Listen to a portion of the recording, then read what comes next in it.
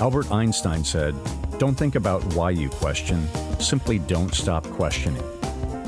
Welcome to Curated Questions. I am your host, Ken Woodward. And these questions are not mathematical equations, but rather a resource to encounter personal reflection and growth. As Tupac Shakur stated, even the genius asks questions. Now, let's engage the questioning community. Greetings. Ken Woodward here. Welcome back to another episode of Curated Questions. Together, we engage inquisitive humans about how they use questions to navigate and make sense of our world. I am a fellow traveler and pilgrim on this journey, and I'm glad you are here. Today's conversation is with sisters Shreya Venkat and Isha Venkat. Shreya and Isha were inspired by their parents' model of serving those in need and founded the nonprofit NEST4US, that is NEST, numeral 4, and then US, as a philanthropic platform built upon kindness, generosity, and social good. With the mission of making the world better through kindness by mobilizing volunteers worldwide to advance progress in societal issues and spark equitable solutions for the greater good. Through 5 core programs, they address over 14 of the UN Sustainable Development Goals. Their vision is to empower people of all demographics to create a more compassionate and inclusive world for everyone, everywhere. Their work has received significant recognition, including the George H.W. Bush Points of Light Award in 2020, which was co-chaired by all 4 living former presidents. Their year-end 2023 numbers include 7,000 volunteers, 85,000 blessing bags, and over $4.2 million of meals donated across 30 countries and 6 continents. The stats are impressive. What makes this nearly insane is the siblings' efforts started when they were ages 13 and 10. Shreya is now 22 years old, the CEO of NEST4US, and a Global Health Accelerated Master's student at Georgetown University. She is pursuing a career in health policy, combining her passions for health equity, climate advocacy, and volunteerism to aid marginalized communities worldwide. Isha is 19 years old, the COO of NEST4US and a Georgia Institute of Technology majoring in public policy with a minor in global development. Over the past decade, she has contributed over 7,000 hours of service, engaging people through a wide array of global service campaigns. I was inspired when serving alongside them during a snowy Martin Luther King Jr. event a couple years ago. Their deep experience leading volunteers, minding the chaos, expressing gratitude, and empathizing with the end recipients was remarkable. Shreya and Isha, welcome to Curated Questions. Thank you so much for having us, and thank you for that wonderful introduction. We're so excited to be here today to share a little bit about the work that we do and a little bit about ourselves as well. We're ready to ask some good questions. Sweet. Love it. Let's talk it. All right. So when did you first understand the power of questions? As me and Shreya, when we were kids, and still to this day, we've always been asking that question, why? It's always like, why this, why that? I know our parents got sick of it after a while.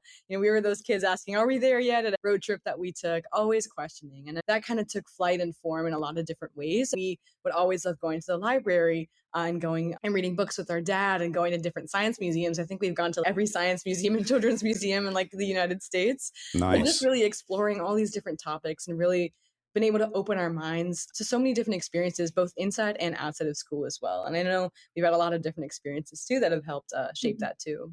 Yeah. And also thinking about technology, I think that's a really huge aspect of our upbringing as well, because when we were in elementary school, which is where this whole journey of community service had started for us, it was actually a time where technology was not central or centric to learning and to creativity and all of that. It was a lot of more in-person, personable kind of connection building. And so we were actually in school, early in school, when we saw technology start to enter and permeate the education system. And so that was also a really interesting transition for us as we were growing up, both in academia and then also in our personal and professional lives, to see how we can change to this adapting world, and how we can still maintain some of the values that have been so crucial to our upbringing, even as technology has proliferated our world. Yeah, and even with that, we've also been able to have the blessing to be able to travel a lot too, especially since we were so young. And I think seeing a lot of the world and being exposed to a lot of different cultures and a lot of different people, even with the rise of technology and even with, before that too, has definitely helped us also ask more questions and think about the world in different ways, being able to see so much of it and be exposing with all these different informations and people too. And I think those experiences really shaped who we are as people, just starting so young and being able to have those opportunities and experiences. Amazing. Travel, what does that look like for you? I guess maybe you break it into the categories of back in the day. How had questions been a part of, or where were some of the places that you went to? And then maybe how did questions inform some of your experience, either preparation wise or while you Yeah, were that's a there? great question. I think there's definitely been a difference and some similarities as well from back in the day travel to now. And back in the day, before NEST4US, it was really all about family building and team bonding, learning about different cultures, and it still is to this day. But I think a unique aspect of the traveling that we do nowadays is there's also some sort of component of organization NEST4US that you talked about as well that we bring into all of our travel. So I think some new questions that we've started to think about is like, how can we, bring maybe the ideas and the magic of NEST4US to this country or be able to connect and collaborate with similar organizations that exist globally as well. So I think those kind of questions have popped up, especially as we've done some recent travel to places like Rome, Italy, Australia, New Zealand, India, which is our home country where our family's from. So these different places that we've been able to go through in the recent years has really sparked new questions where we're thinking about helping and service and really connecting cross-culturally in different ways than we had when we were first traveling when we were younger, really more for pleasure and for leisure as well. Yeah, and I want to add a little tidbit from my own personal journey. And so, very exciting opportunity I've gotten through my degree. I'm a global health major. And so, one of the aspects of our degree is to actually study abroad for 14 weeks to do research. And I'm adding the Nice. social impact work aspect of it, as Isha had mentioned. And so, that's a really cool opportunity in which I see academia and social impact work kind of coincide. But then I also get to bring my own the pleasure and the leisure aspects of traveling into this as well, because it's a new continent. I'm actually going to be in Dar es Salaam, Tanzania. And so, never been to Wow. Africa, never been to Tanzania. And so that's going to be something that's exciting in a lot of different fronts. And I think it really does combine the aspects that Isha just touched upon of the professional aspect, the education aspect, and then also the personal growth Yeah, aspect. because there's always so much to learn when you travel. Even if you travel to the same place twice, there's always something new and more connections to be made. So it's really we always say like we're so thankful for those experiences. And I think our total country count is 29 Yeah. to this day, which is cool. Wow. Nice. Necking down a little bit to think about as you go into a country, what specifically would be questions that you're thinking about as you have this targeted location and then you've got these buckets, the personal, educational, and then Nest for Us. What are the questions that you think about in those three buckets for that particular location to engage with the local communities? What does that look like for you, That's a do you great think? question. And I think there's been a lot of reflection on that too. And I touched on Tanzania, and Isha can pick one of the many countries we've been to. But Exactly. Yeah. for Tanzania, I think so. We actually work with a lot of partners virtually who are based in Africa, including those in Tanzania. So we've actually connected through Zoom many times and even shipped different like school supplies and books and sports equipment and all of those kind of things abroad as well. And so those are the types of service aspects that we've engaged in the means that we can. But I think a question that comes up when you think about in-person service serving is not necessarily how can I bring Nest for Us activities to Tanzania, but it's how can I bring Nest for Us to Tanzania in a way that fits the Tanzanian context. Because a lot of the times Mm. you think about the work that we do here in the United States is wildly different than the work that you would do anywhere else abroad because the needs and the people that you're serving and serving with are completely different. And I think it's very important. It's a question we always ask ourselves is who are we working with? Who are we supporting?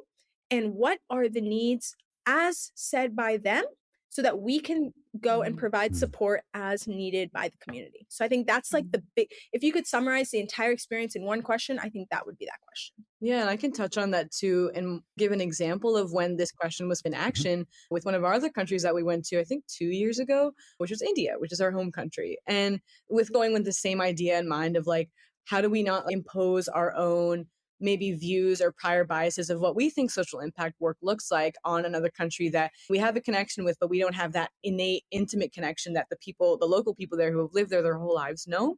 So for example, for one of our programs, Nest Buddies, it's our birthday in a box program. So here in America, you know what that looks like is putting in like a cupcake or a birthday cake, things that we usually traditionally eat here for our birthday.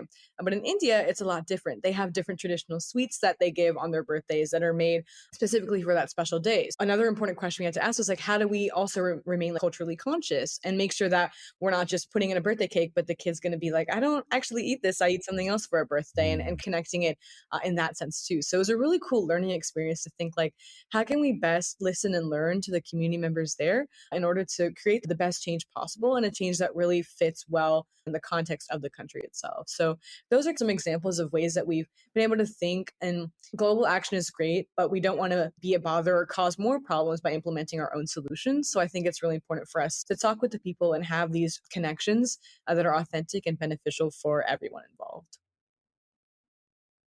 Beautiful.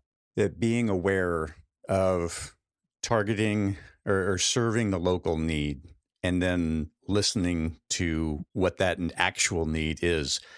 Was that learned through mistake or or did you get voices early on in your process of getting things going where you heard that and that became a part of your process early on? Or Yeah, I how did think the that look? most important thing that we try to do is always take feedback and provide like a safe space where anybody is able to ask us any questions and express anything that they feel is necessary. So I think it's a combination of things that we've tried to implement as like, not like safeguards, but thinking like, oh, if this is, we ask questions about during our projects or initiatives of like anticipating challenges and being able to face that, but also being able to accept feedback if something arises and maybe you didn't plan for it and then adapting accordingly as well. So I think it's both sides of the piece in a lot of different ways too. And I think a lot of, as we work with different countries, it's new for everyone for the most part. And so a lot of it is learning through conversation. And that's something we always do before, even if we're, for example, trying to do something in, when I think of a country we haven't done something in, which, Taiwan, randomly. Okay. We might have done something in Taiwan, but we'll use Taiwan as an example. So if we're going and wanting to do something in Taiwan, maybe it's implementing some sort of zero hunger component. We don't just go in, find an organization, I send them an email, like, this is what we want to do, and we're going to send the supplies, and that's it. It's usually we get reached out to, or we reach out, and we set up a call. We set up a meeting where we can talk. We can get to know each other, really understand the people behind the work that's being done. And then through those discussions, we learn and we listen to what is going on, what is happening, what is the mission, what is the values of the specific organization, group, individual that is doing whatever work that is in that community. That conversation has been absolutely pivotal to us throughout our entire journey, especially as we look internationally, even domestically, but I think this is even more crucial internationally. Yeah, and I feel like a lot of people, like when they think about NEST4US, of course, they think about the different actions that we've taken. But we like to say we operate through a dual approach of awareness plus action, because we know taking action is important, but you can't take action without having that awareness or understanding the issues that are going on in the community locally, nationally, and globally. So I think that's a really important aspect that we've tried to implement through one of our programs as well, Nest Inspires, where we actually provide different like workshops and webinars talking about these issues, fostering those spaces where people can talk to each other from all across the world, have that dialogue, which is also just as important as taking action too. What are common bad assumptions folks make when taking some of that step? Is this in what sense, if I can ask for clarity? Sure. Let's take your Taiwan example. If it was to go bad, which obviously we don't want that to ever happen for you, but if it was to go sideways, what might have been some of the assumptions that folks have made. Like you were talking about, it's you have these Zoom calls. Why? Because you're not going to go in with this assumption and say, I'm going to take what we do in DC and copy paste because it's not going to work.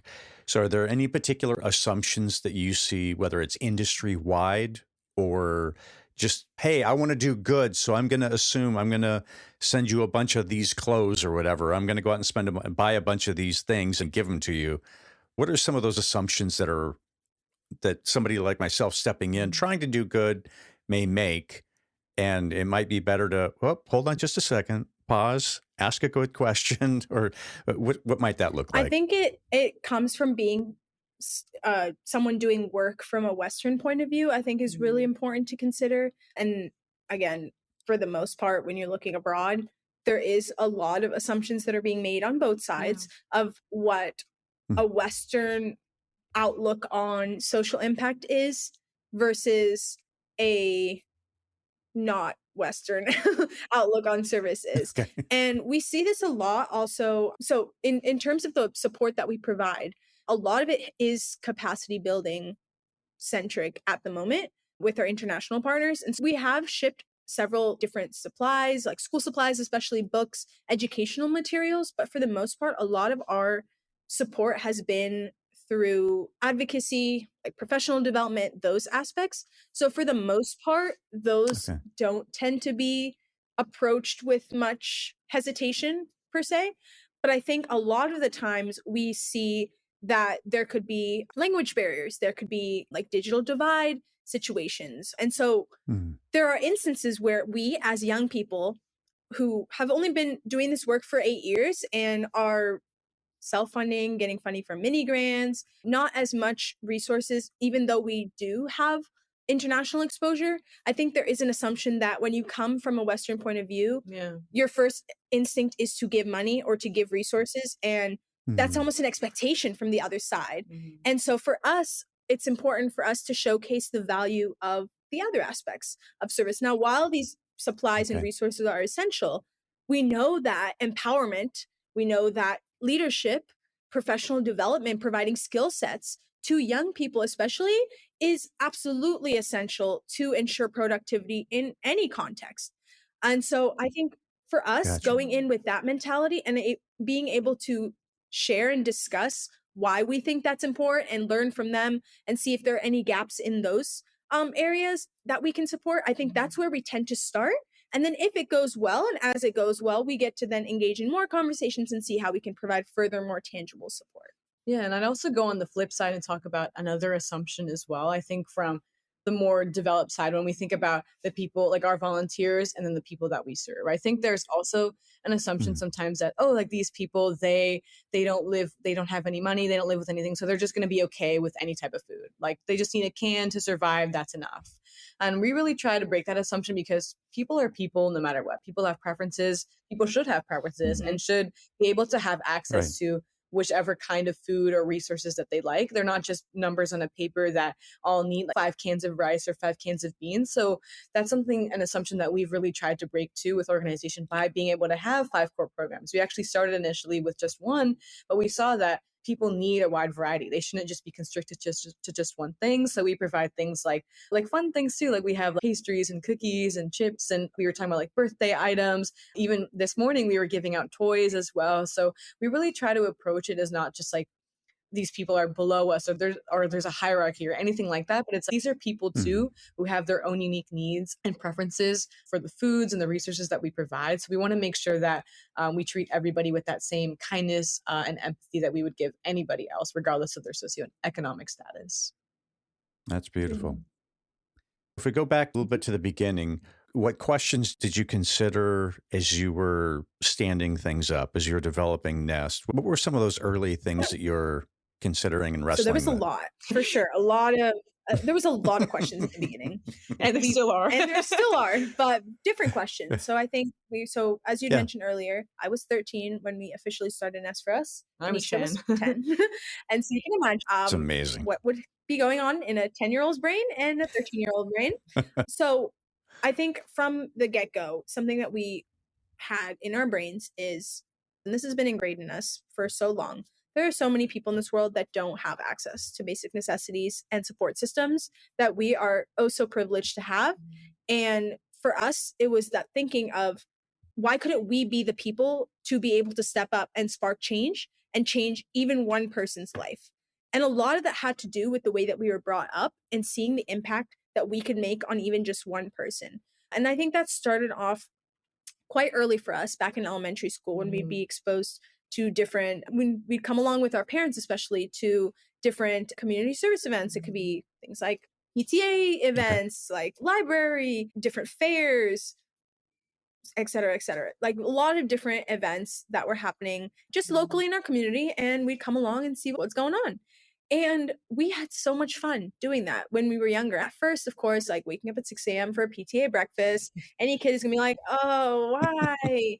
But then going and seeing it and experiencing it and seeing how excited our teachers got, how excited the community got, when they see kids coming and doing things like that, it was like, oh, this is really cool. So how can we bring Nice. this kind of joy, this kind of passion in a space where other families and other friends can come together and enjoy it as much as we do? And so that was really the driving question that led us to officially create NEST4US. Exactly. And I think specifically another thing that helped kickstart our initial idea was our first program that we created, which was Nest Nurtures. And this was really a lot to do with our personal experiences and things that we witnessed since we were younger as well. We live in Northern Virginia, which is super close to DC. So we'd always be there on the weekends, sightseeing, doing the regular DC tourist activities. And we'd always notice homeless people sitting on the corner of the sidewalk with the signs, hungry, need food. And you'd see that everywhere across the city, in numerous cities all across the world, especially when we travel as well. Like we mentioned, you would see the need that's just present there and people just walk past it and ignore it. And on the flip side, we think about our own schools, so much food being in the cafeteria going to waste and all this abundance of resources just thrown in the trash when it could definitely be better served and better used. So that was another question that we thought of is there's food waste on one side and there's people going hungry on the other. How do we bridge that gap and connect that food that would better be served in the hands of those in need rather than being thrown away in landfills? So that was really that driving force where we wanted to create our first program, Nest Nurtures.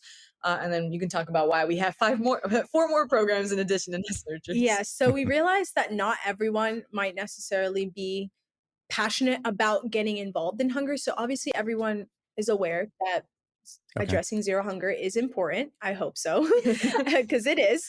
But we also realized that everyone could have different passions and different connections to causes that they resonate with within the community. And so a question that drove this thinking was, how do we involve young people, families, and different groups of people in a way that allows them to impact the community in a way that they're passionate about? And you'll hear us say this if anyone comes and hears this talk at like fairs or at just like interviews, like anything, we will always say, for us, NEST4US is all about creating opportunities for people to give back passionately in a way that they're passionate about to impact causes in a way that interests them. And in some sense, in some form, you'll hear that. And that really has stuck with us since the beginning. If we're thinking about something that has stayed with us since the very beginning, that question is something we continue to revisit. And so we, as Isha had mentioned, we started with just Nest Nurtures and we've branched out to 4 more in addition. So one is Nest Tutors. It's our quality education program. We have Nest Cares, our kindness program. So finding a program that connects directly to our mission and exemplifies that. Nest Buddies, we had referenced earlier, our Birthday in a Box program. And then Nest Inspires, our leadership and professional development program. Yeah, and I think another question to build off of that is, with all these programs and all these ideas that we had in elementary and middle school and all these things, I think another one was like, how do we get people to join us? How do we get our volunteers? How do we get people to believe in our mission and help out at all of our events? So I think going back to that first question that we were talking about is like the questions that propelled us. I think technology, we were thinking about this new thing is rising, it's growing, and how can we use these different things like social media and really tap into our fellow young people across the locally, nationally, globally, and see how we can join hands and really make volunteering fun, accessible, interesting, and be, like Shreya was saying, a way that people can come in and have fun with their friends and family, just like we did when we were younger. So I think that's another interesting question for us too, is without people and community support, these ideas would just be ideas. So that was another thing that we had to consider starting out, is reaching out to our local schools, our friends, our family friends, anybody who was close to us in our community, and then thinking, how do we scale? How do we get more people involved? And that's where technology came in. So I think all these different questions built upon each other. And we still think, like Shreya said, about that main question is getting young people and families and friends and people all across the world involved in a meaningful way. So we've stuck with that question. We think about that one a lot, and it's definitely helped us get to where we are today. That was touching on exactly that was one of the things that has stuck with me the most from that day that I had the opportunity to join you was that you had all of these different Mhm. stations, and I didn't participate in the station, but it's the one that impacted me the most. And that was when you had the younger kids writing the little cards. Yes. And so, how to give a description of it, you had all these just 3x5 cards or all these cards out there, and you had like little recommendations just on Mhm. pages for these kids to write notes of encouragement and all these different topics that you would slip into all these bags that you're using. We've got a bunch of elderly folks like in the 90s and 100 range. And to think about how that would impact one of them to get a Mhm. card from someone or a note that's someone that's a Yeah. child, that one really resonated with me. And it was such a joy to see all the little kids tackling this table and going at it. And they wrote a Yeah. bunch of cards. So as I reflected back on that to think of the impact that you're having on the Mhm. receiver, the joy that's had by all these kids using their creativity, using their skills as a Mhm. youngster, and being able to create something that's going to go for this greater good. I, I just thought that was a beautiful example. And to me, that was this broad vision of you understanding the impact that you're Mhm. seeking to make through practical means. And exactly to your point of what is it that each individual person, the volunteer wise, what means something to them? And you're giving opportunities for that to occur. It's just show up or give you a call, get to your website, whatever, plug in. There's something here for you, and you can express it in one of these many different ways. So just really appreciated that one particular example that I had a chance to witness. So that was amazing. I Yeah, appreciate I love that. that you bring up notes of encouragement. That's one of our favorite things that we do at Nest4US, and it's something really special because, like you said, our mission is to really spread kindness and joy in people's lives, and I think those notes do a really good job of it. And I think to your point as well, we always like to share a fun story with our notes too, because we underestimate the power of words, power of questions, power of these seemingly small things that actually have a really big difference. And even we did. And we were starting out, we didn't, gain our thousands of volunteers overnight. It was a lot of consistent hard work day in and day out. And at times, sometimes we were young. We can get discouraged, face setbacks, and all of these different things. And sometimes we had those questions of, am I really making a difference? Is this really having an impact? And I think Mm.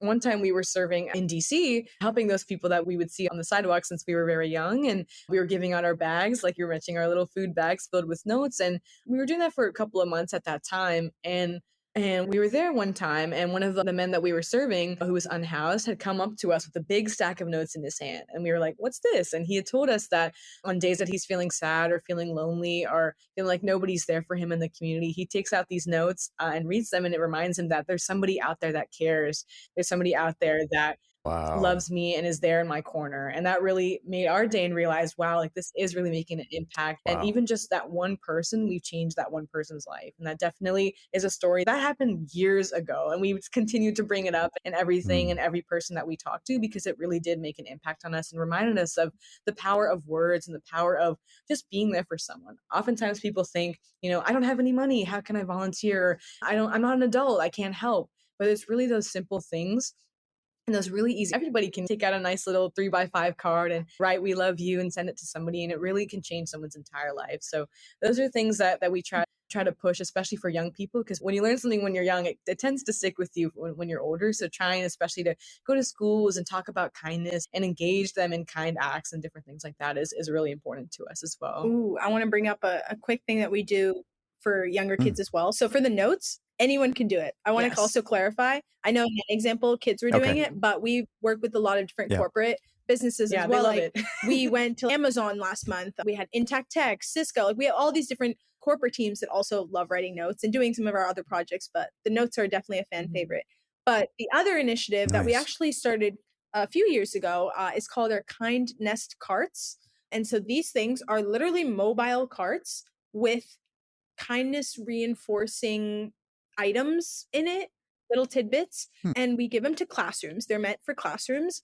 And basically, the whole point of that is to encourage kids to share or students to share what kind acts or any kind stories or experiences that they've had. Maybe they'll do the kindness cart once a week. So, like on Fridays, they would share, this is something that I did kind this week that I want to share with the class, like a show and tell form. And once they share that, they get a kindness reinforcing little present. And so these are things like bookmarks, they can be books, they can be bracelets, stickers, little things like that. But what these things do is more than rewarding good behavior, it's showing kids that when you do kind acts, you feel really good. And it really, again, using the power of words, it reinforces this positive behavior and showcases, or it provides kids to showcase their good work to others as well in hopes of inspiring their classmates to join along with them. And so that's what we've seen our kindness cart be really powerful in. And it's something that we've seen teachers get really creative with as well and really have like friendly class competitions. And it's just really, it's a really fun way to bring students together around kindness. And so that's just an additional thing that actually came about from a lot of our different visits to schools. We do a lot of presentations at schools, at like Girl Scout, Boy Scout troops, sports teams, all of these different groups.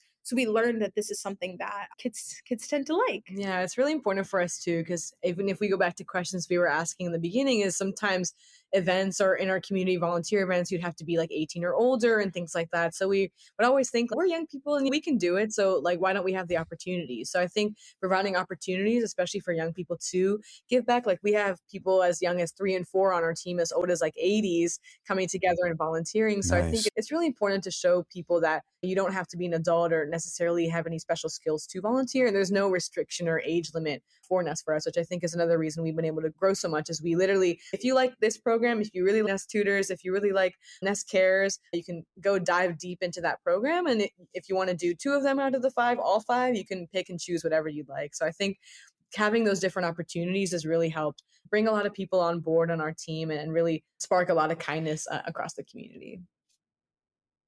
That's great.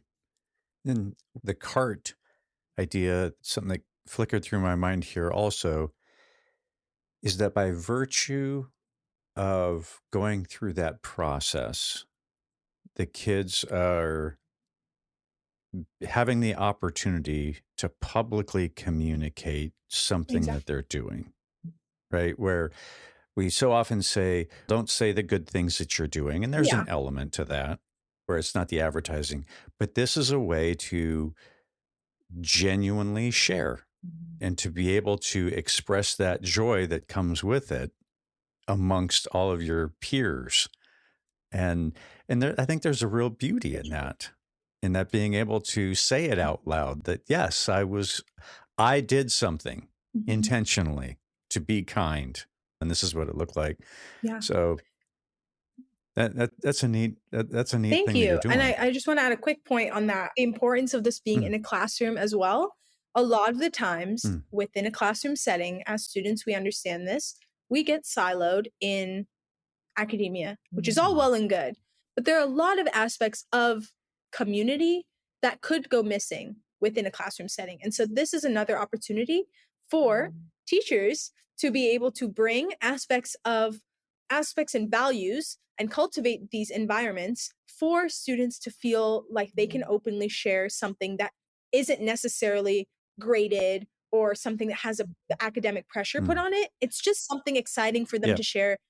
It could be inside school, it can be outside of school, it can be the simplest thing, but it's just an open environment for kids to share something really cool and kind that they did. And so that's another element to like the service learning aspect that we see within a classroom setting might be difficult to fit into a curriculum, but is still a way to incorporate it within a classroom setting and encourages other students to learn about this in a learning environment and then take that and kind of implement it throughout their daily life. Yeah, and I also like the way that you brought up publicly talking about what they've done as well. I think that young people are doing amazing work across the community, and they just need that space to be able to share that story. And I think even when we go to different schools, we always like to say, oh, like, what are some of the different kind acts or kind stories that you all have want to share with the group? And it's amazing to see like all the hands like shoot up, and we're like, wow. And it's just, it goes to show like just giving the opportunity and providing these spaces, and you can really see young people like flourish beyond anything that you can ever imagine. So I think that's an important thing that we've seen. Like we were able to have those experiences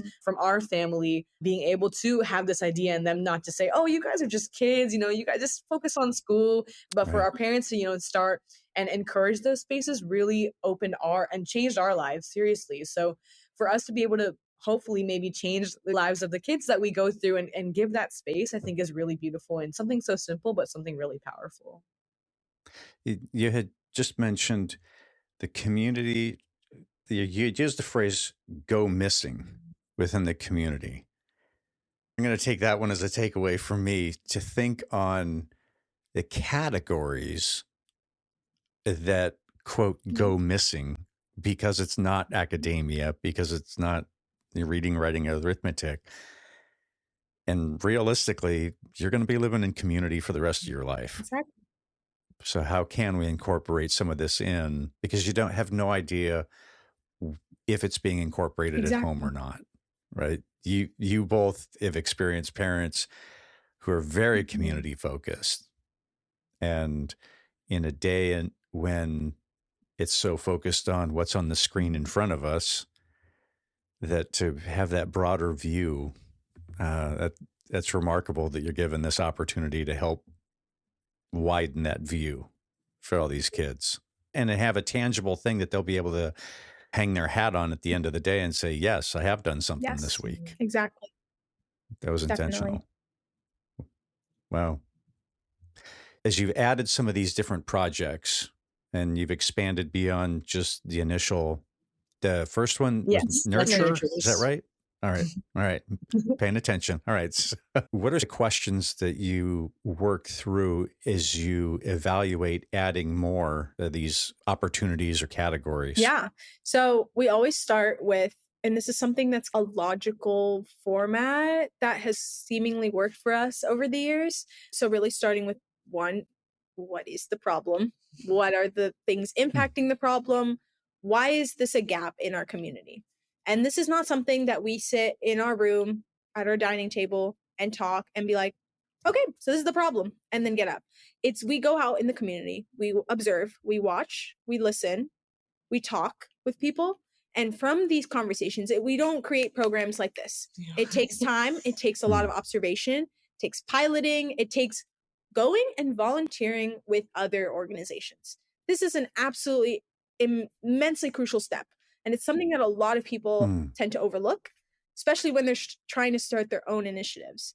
There is so much value in going and taking part in a wide variety of different activities outside of your focus area, if that makes sense. Because you can actually learn a lot of skills. You can learn about who are the people, what are the gaps, and what can I do as an individual or as a team to be able to support. And so that ties into the second aspect of the problem analysis kind of portion, is who are the key stakeholders and partners and how do we engage with them? So this is everyone from volunteer family, local community partners, global partners, different sectors, so public, private, civil society, different age groups. You think the whole spectrum. Who are the people behind the work that's going to be done? And then lastly, what are the challenges and barriers that you might face when you try to work with different people, bring different people together, and how can we prepare for that in a way that is equitable, that's fair, and that's not harming anyone in any way? Yeah, and I think another kind of more looking more in the nuances of the project as well as thinking about on the flip side, what does success look like? Like, how do we measure that? And we think about, like Shreya was Hmm. saying, there's the people behind it. There's also the actual items themselves that we're going to be distributing. There's that joy, that kind of intangible aspect of the projects as well. So it's like, how do we see it? How do we notice it? How do we document it? How do we replicate it in the future as well is really important too. And we always try to build off of previous projects too, thinking about what are some things similar that we've done in the past, what worked, maybe what was some feedback that we thought might be different. And again, it goes back to that first question. And again, how do we make young people, families, friends really find this volunteer service meaningful?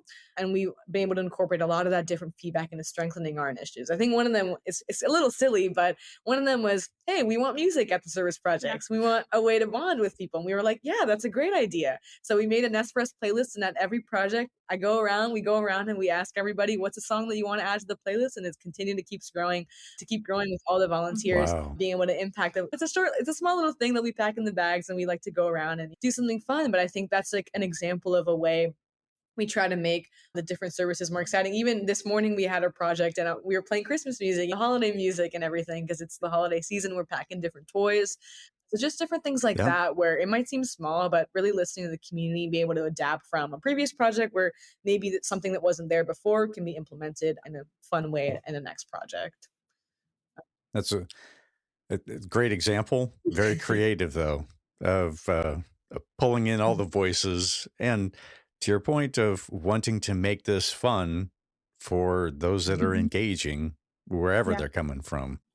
And that ties an Yeah. aspect of our passion as well. Mhm. Like our personal passion, if we're talking about how personal and professional do intersect, we love listening to music Yeah. together, and we're like always on Spotify. Like she is so good at Spotify stuff. I like everything. And so it's Hmm. really fun to also bring our like personal passions outside of the community service bubble and bring Yeah. it into community service, and then vice versa. And so I think that's just another little tidbit that makes it a little extra fun for us. Yeah, and it's also important for us to, during projects, to go around, learn everyone's name, ask what school they may be coming from or what area, because people were traveling in from DC, Maryland, and Virginia, all across the community to come to our events, and really just get to know the people who are coming here, and get to know maybe where they heard about NEST4US, why they're interested in volunteering, different things like that. And I think another interesting aspect too of our projects, we connect a lot with schools and students, right?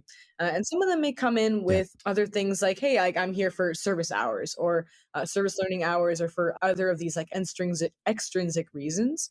And I think it's an interesting point to note as well, and that might occur with other organizations across as well who may relate. But for us, what we've seen is sometimes people leave our projects and they actually forget to get their signature, or they forget to get it signed because they're having a good time. And I think for us, we want to make sure that volunteer hours is good to get your foot in the door, get in the volunteer event. But whenever you leave the event, we want to make sure it's not those volunteer hours or those other extrinsic reasons aren't the only reason that you're coming to serve, that you leave with another reason, other reasons like, hey, I came here and I made a new friend, or I came here and I actually had a good time, or I actually helped a family get access to a whole bunch of resources. So that's something that we think is important, is we're not over here shaming people for not being just like us, always wanting to have that joy and that passion, because we know that's not realistic for everyone.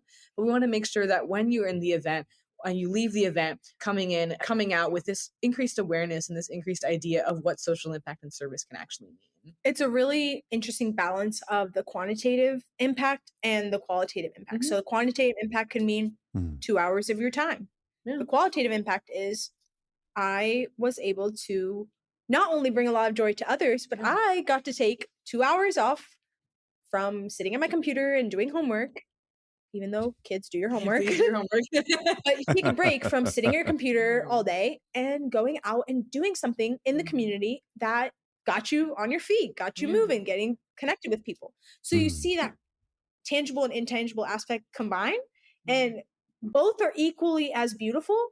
It's just figuring out the mindset, excuse me, and seeing how those mindset shifts can evolve over time and across different programs. Yeah, it's been so beautiful to see kids who may have come into NEST4US with this hours or this tunnel vision of what service may have meant.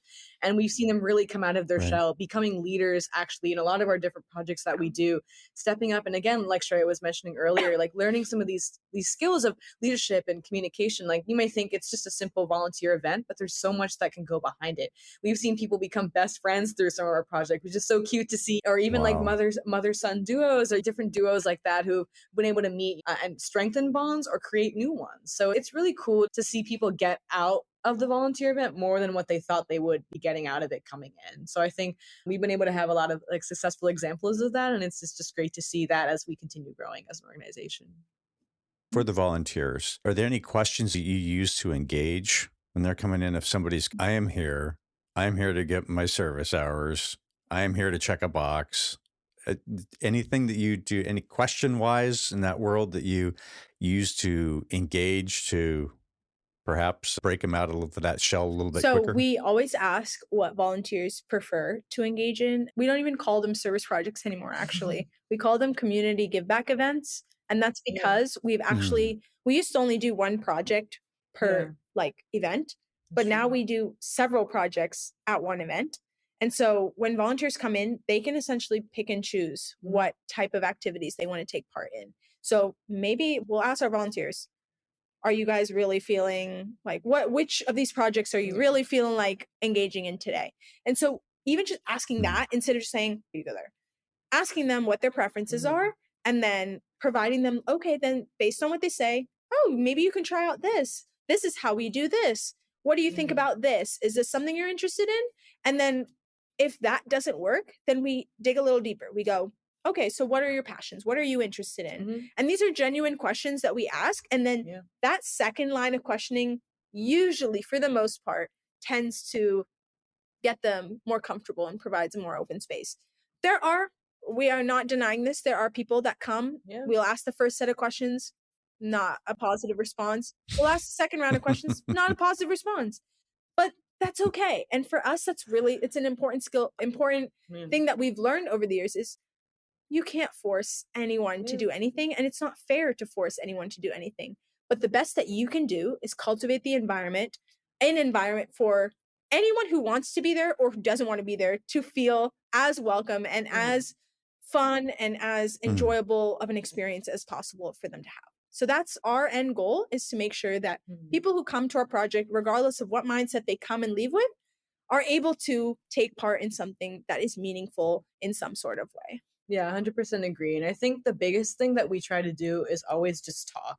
I think sometimes that is understated, if that makes sense. Like, some volunteer events, like Shreya was saying, you're assigned somewhere and the supervisor goes somewhere else and you never see them again and you're just doing the same thing over and over. But we're literally there going around to all the tables, surveying, talking to people, talking about their school and their hobbies, what they do for fun. Again, like the playlist, like what songs do they like, and trying to connect with them, not just on the, okay, have you packed this bag? Is it all the way full? All of that, which is also important questions to ask, but also asking them more about themselves. And I think, like Shreya was saying, some people may not be receptive, and that's okay. Some people need that extra little push, and that's okay too. And some people are already receptive, which is awesome. We want to make sure that we can make sure that anybody can feel comfortable and feel open and ready to engage in whatever level that they're ready to engage at when they come into our event. Nice. Beautiful. A lot of what we've just talked about seems like it's really at the local level. You had also mentioned that you'll do these things online, whether it's the tutoring and the rest. So how is it different, or maybe similar, between the in-person events versus now these events that are literally spanning the globe? Does that change for you? Definitely. Okay, so this is a fantastic question because, and I don't mean to bring COVID into everything, but COVID is it's a big factor in the question that you just asked led us here. to ask ourselves a lot of questions. Definitely. And so I think when you think in person versus virtual, there are some just logistical differences. Of course, there is more genuine engagement when you're in person. You are surrounded by people. You can cultivate that environment in a room, like in a physical room. When you're virtual, you can do a lot of these aspects. You can still provide a space, even though it's across the screen like we're doing now, where you feel connected to a person. And we learned subtle ways to do this, whether it be eye contact, focus, hand motions, energetic voices, like things like that is something, these are skills that we've learned over the years, both speaking in person and speaking online. And so these are just like the way that you talk and the way that you acknowledge people is something that's shared both in person and virtually, and is something that is seamless across and is equally valuable. And so those are things, if you're going to talk similarities, I think are things that stay consistent And I think it also depends on the types of people that we're talking to and working with. The way that we talk with younger kids is much different than the way that we talk with corporate leaders, or the way that we talk with our peers, the way that we talk with teachers. All these different groups are completely different, and they necessitate different approaches in the way that you're conveying information and opportunities. Yeah, and going back to the COVID of all of this, is really, we started, like we mentioned, NEST4US 8 years ago, and all of it was in person. We had all of our projects in person. Everything was going great. We were locally involving so many people from all these different schools, and then COVID happened, and we had to ask ourselves the question, what do we do? Because we can't meet and have that community, have that space without it being safe, or we'll get to that after. But our first questions were, we can't be doing these big service projects where we have hundreds of volunteers come in because that's not safe anymore. Thankfully, we knew another question. We were like, can we stop? That was never a question that was asked, because we knew we needed to keep providing the services now more than ever, because more families and more people out there needed this, especially during the time of crisis. So we thought, how do we best pivot our programs? How can we adapt to face these challenges, but still provide that consistent and that high quality services that we aim to provide? That's where virtual platforms came in. That's where Zoom came in. Everybody was obsessed with Zoom. So were we over at NEST4US. And definitely we were able to pivot Nest Tutors, which is actually in person to start, completely online.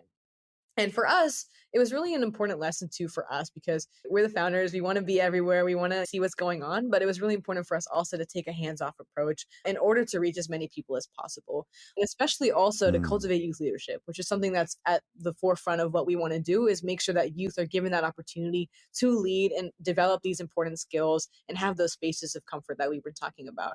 So with Nest Tutors, we've been able to have tutors and tutees from all across the world who are developing their own personalized curriculums based on what the students need. So maybe they need help in math and Spanish. That tutor will create literal study plans like a few times a week and meet with them based on their schedules. And it's really cool to see both sides benefit in unique ways. For tutors, they're able to create these schedules and help be better communicators and leaders, and also connect with somebody that they may not have been able to connect with any other way because of technology. And on the other side, with the tutees, they're able to have that flexible, that adaptable, that mentor really, and that friend. We've seen so many friendships be created through this program that was only possible because COVID, that silver lining of being able to connect with people virtually. And again, for us to be able to take a hands-off approach and think, how can we connect as many people as possible? We can't be everywhere at once, but how do we really give space for our youth leaders to take charge and take that initiative and create this amazing bond and have that sense of community even online, which is something difficult, but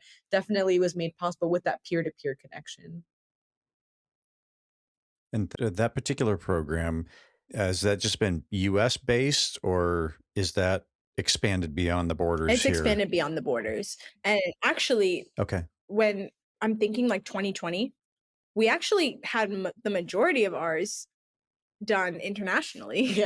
And then we brought it, we saw a lot of interest domestically. But when COVID started, we saw an uptick of interest internationally. That's a question we still are asking ourselves because we don't know why. But that is something that we notice in terms of trends. There was a lot of interest that are coming from Europe, from Africa, from Asia. These were the three that we were getting a lot of interest from. Also, Canada was a big one that we were getting a lot of interest from. Canada was mainly for tutors, which I also found very interesting, looking at like the statistics. Really wanted to help. I love it. So I was like, this is awesome. But yeah, so it was very interesting to see how different global patterns also shift interest there as well. But to answer your question, short form, yes, it is both domestic and international. And you can have someone that is domestic either be a tutee or tutor connected with someone internationally. And I think maybe a possible answer to that question was that, again, that sense of community that maybe was lost because of COVID, without the ability to connect with each other in person. And I think maybe that's why a lot of international people wanted to see and have some sort of sense of community. But again, some questions, I guess, maybe we'll never know, and that's okay. Or that's why we just keep asking questions, and then it loops back around. Exactly. Now, let's shift to talking about the UN Sustainable Development Goals. Now we're going very much at the macro level, looking at the global scale. What are some of the questions that really resonate with you as you look at these goals? And I don't know if you want to give a primer on that or whatever. But so I'll kick it over to you and let you roll with that. That's a great question. And it's definitely interesting to think about. When we first started, we did not know what the UN Sustainable Development Goals were, because we were in middle school, and I don't think that was a big thing until we were in like high school. So that's actually a pretty new addition, fairly new addition to our mission statement and all these different things that you see on our website. And I think that's really interesting. And again, a way to think, oh, like these things are at the global level, but how do we bring this to the local level that we were working on since that point before we thought about these UN Sustainable Development Goals, and thinking some of our projects actually fit within this framework, and how do we bring that more locally and balancing that with that global, like you said, that macro level. Yeah. Also thinking about, this is a little bit technical, but like the triple bottom line, looking at people, profit, and planet.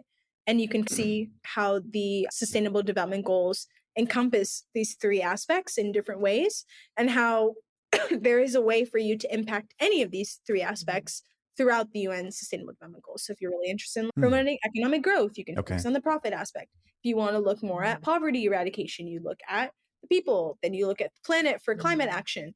And then not just looking at people, profit, or planet, but people, profit, and planet, you get into that intersection, which I will turn over to Isha to talk about.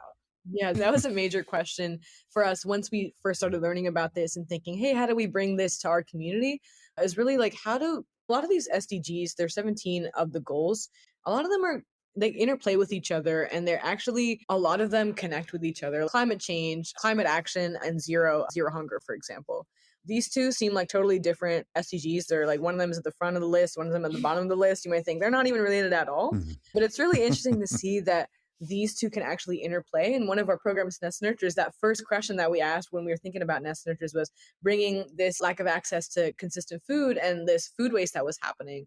That actually has a lot to do with the SDGs. And it's something that we learned as we kept going with the program and learning about these SDGs too, where basically this food waste that's occurring, that's responsible consumption and production, this SDG 12 excess food waste that's going on, that would be going to landfills and contributing methane emissions. That's climate action. That's where that one comes in.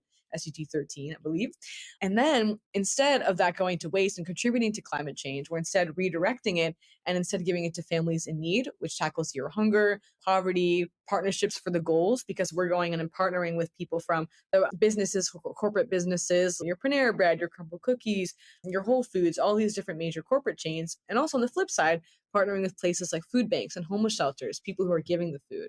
So it's also a way that interplays that partnership aspect into all the different SDGs that may be impacted by just one action under one of our programs. So I think that SDG model was really cool for us to uncover, because it helped us reflect on our programs and think, hey, this is actually tackling a lot of these different frameworks and goals at the same time. Yeah, and I think one of the last questions that we will touch upon now with respect to the UN SDGs is the role of youth in what is the role of youth in accelerating progress for the SDGs? For the SDGs year that's being discussed is 2030, and that is fast approaching. And so really thinking about how the new generations can employ their skills and figure out ways to use their gifts to be able to embrace the opportunities and seize the opportunities to engage in the causes that they're passionate about. And the SDGs provide a really great framework for people to start with. And so we really like to, as Isha mentioned, we strive to prioritize youth leadership within NEST4US. And we do so in a life cycle approach, which has been really cool to see. And so taking Nest Nurtures as the example here, their food rescues, we have food rescue leads that actually will come in as volunteers, take part, see what's happening, do that for, I would say, a few weeks at least, to really try to understand, okay, consistency, this is what's happening. Wow, I did not know this much food was being wasted. I did not know where this food was going. It's a lot. There's so much. It's crazy, eye-opening. And then, as most students do, they go to college, and sometimes that college is out of state. So they can no longer continue in person as much as they want to. And so that doesn't mean the program stops. That doesn't mean the food rescue stops. What happens is we have the next set of people come in, the next set of students, the next set of adults, however that is. Exactly. We get those leaders who have volunteered, who have now taken on a food rescue lead role. So they're now supervising, they're able to connect with the managers, they communicate with us. They've really learned the ropes. They're able to then mentor those that are coming after them. And it becomes this life cycle approach and vice versa. And so that has been a really cool approach that we've seen actually happen organically, which has been cool. So it's not something that we have imposed. Once you have done a certain number of months, you are tasked with educating the next set of people. That's not how it is. It has come naturally to us, to our organization. And I think that's been something really cool for us to see how our volunteers have used their leadership to inspire those who join a few months after to engage in this and in similar activities. Yeah, so I think the question that kind of goes along with that is like, how can we engage as many people as possible and really branch maybe from that local that we started with and thinking about growing nationally or growing globally? Because again, we can't be everywhere at once. So thinking about how do we harness that power of community to really drive about change and also advance those goals that we have of youth leadership and giving people that opportunity to play a role in something that they've clearly are passionate about, going in week by week, volunteering and wanting to take that role. So who are we to stop that? We love encouraging that and seeing them really flourish in that environment. Gotcha. Beautiful. That's great that you build that cycle, right? The cycle of goodness. It just keeps, so it doesn't stop, right? It's not focused on, or it's not person dependent, It's if you will. sustainable Right? development. It'll keep going. It is sustainable development for people. Nice. Nice. I know that you've done a bunch of different conferences and with this traveling and such. How has it been for you in engaging with these leaders all over the place? You've had audiences with remarkable people all over the world. How does that work out with you coming in the ages that you are? Now, granted, you got a whole boatload of experience. So how has that worked out in engaging with these folks? Yeah, I think that's a great question. And I can touch upon my experience specifically within the UN, because that has been something that's been central for the past few years, specifically for me. So I am currently serving as a World Food Forum Youth Policy Board member under FAO, the Food and Agricultural Organization of the UN. And so through that work, a lot of my role has to do with connecting with stakeholders from a lot of different sectors, change agents from all different levels, everyone from community partners to indigenous leaders to UN representatives to heads of state. Like, it is such a wide array of people. And so that has been an eye-opening experience for me, because you can compare it when you're in a conference setting. For example, when I'm at the UN headquarters, the approach that you take in networking, in conversation, in discussion is very different from the conversations and discussions that you have when you are out in the community doing fieldwork. And so these are experiences that have taught me a lot about communication and the best ways to convey your ideas, your views, and your values in a way that resonates with people. And so that has been something that has been integral to my growth specifically, and is something that I have tried to incorporate through my leadership at NEST4US as well. Yeah, I think it's also important to recognize, like you said, we are young people. We started this organization, we were very young, and we're not going to sit here and tell you, oh, it was easy. Everybody loved us immediately. Everybody accepted all of our partnership requests and things like that, because that's not the truth for sure.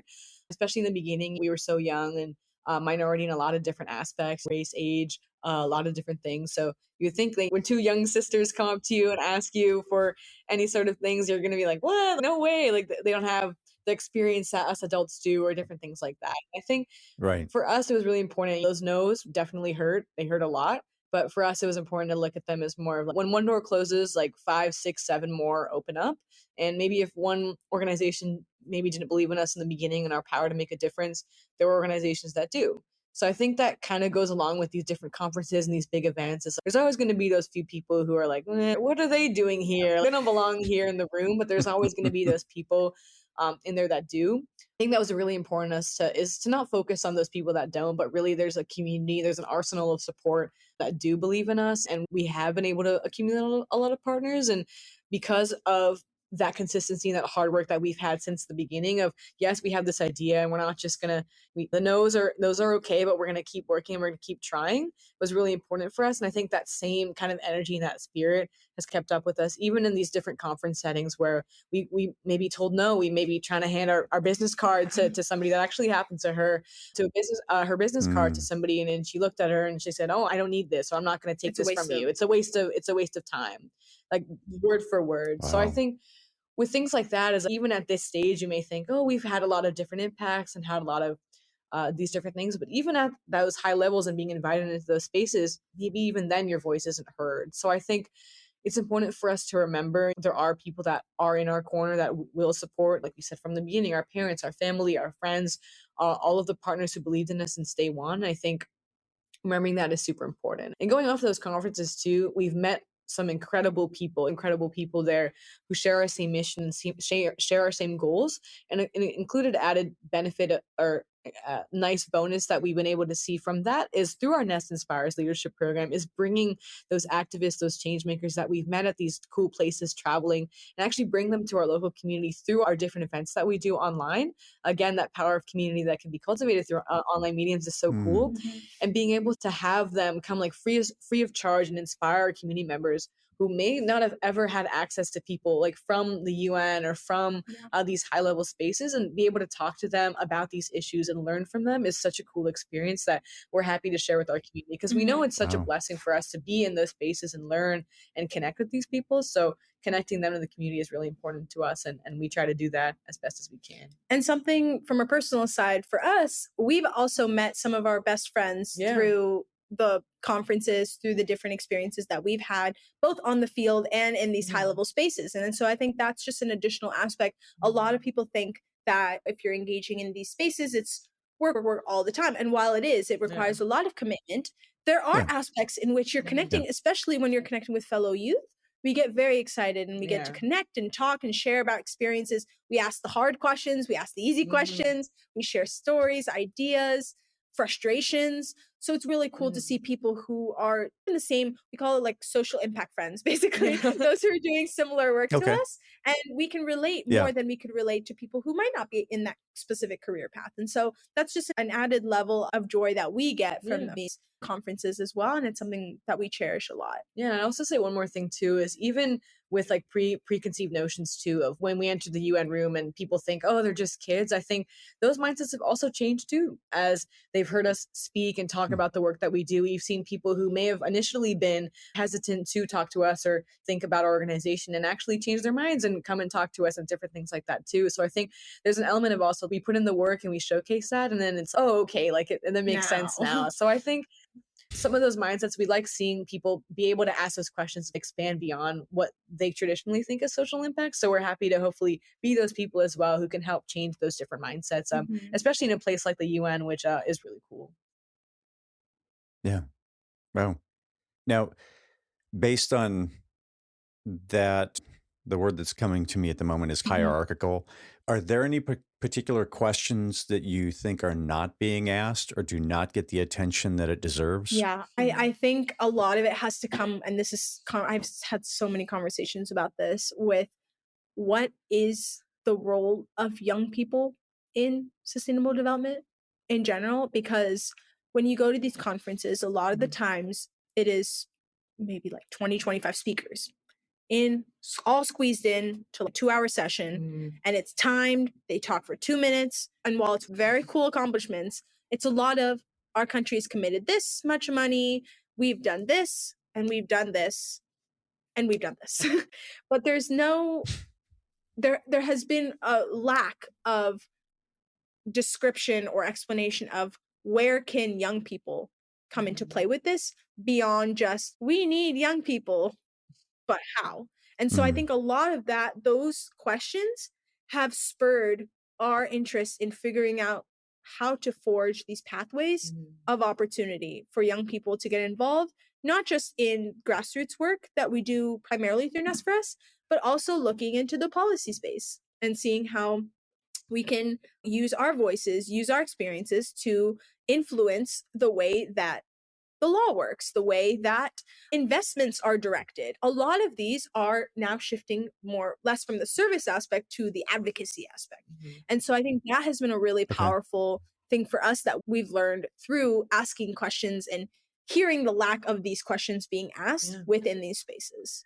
For sure. I think sometimes we may see some form of like tokenization as well in a lot of these spaces is, oh yeah, we have like our 2 young people and our 2 women in the room. We're good. We check the box. And we've seen that a lot. And I think having them in the room, that's the first step.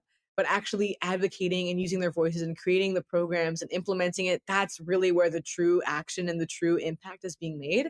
So I think those kind of questions are underutilized. What are the actual programs or what are the actual initiatives that we want to create to advance these sustainable development goals, advance all these different action goals and priorities that we have? And I think that's definitely something underutilized as well. I actually got to talk at a conference at the UN in April, and the session was titled, "What is Meaningful Youth Engagement?" Just that was what it was called. Nice. What is meaningful youth engagement? And a lot of people don't have the answer to that. I think that's a question that people are still searching answers for it, ourselves included. And it's really interesting to think about the word meaningful. When people throw out the word meaningful, what does that mean?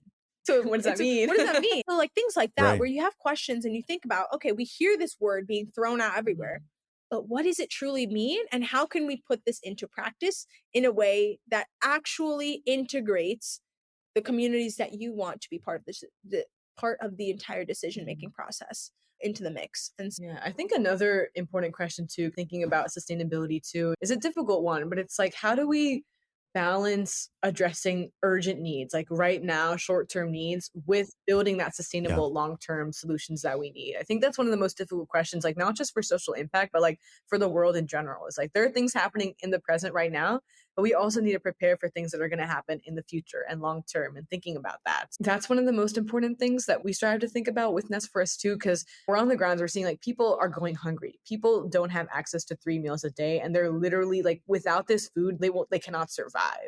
And that's an urgent need that we can't be thinking about, oh, which SDG does this? We need to be giving them the food right now. So it's also that, but at the same time, it's how do we build these systems that are sustainable, that prioritize youth leadership, that we think about all these programs. We don't get so lost in the sauce of the future that we forget about the right now. And I think that's a question that we started to think about a lot now, especially too, like being in college and thinking about future careers and different things like that. And how do we continue to have NEST4US be sustainable as well, and continue to lead that as we go into our careers, as we think about that too, but still addressing those people, those families that we see day in and day out who need these resources, who need these books, who need all these different supplies from us as well. So I think that's another important question to think about when we think about the UN and think about local and global and national impact as well.